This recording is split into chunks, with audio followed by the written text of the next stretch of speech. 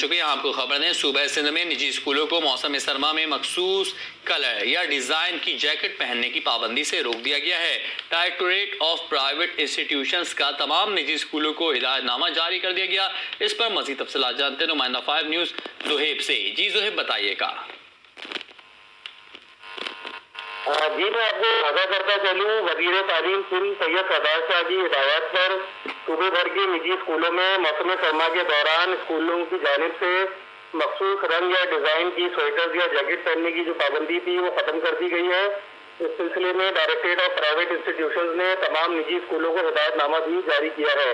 جبکہ additional director private institution Sindh Rafia Javed نے واضح کیا ہے کہ بہت سے اسکولوں میں پڑھنے والے طلبہ اسکولوں کی جانب سے طے شدہ یا مخصوص جیکٹ یا سویٹر خریدنے کی استطاعت نہیں رکھتے ہیں. ایسے میں وہ طلبہ کو مخصوص گرم لباس یا جیکٹ پہننے پہ مجبور نہ کریں. بچے سردیوں میں اپنے پاس موجود گرم کپڑے اور جیکٹ پہن سکتے ہیں. اسی طرح سردی کے اندر استعمال کرنے والی اشیاء بھی استعمال کر سکتے ہیں. جبکہ اسکول انتظامیہ اس حوالے سے بچوں پر کوئی دباؤ یا پابندی نہیں لگائے گی.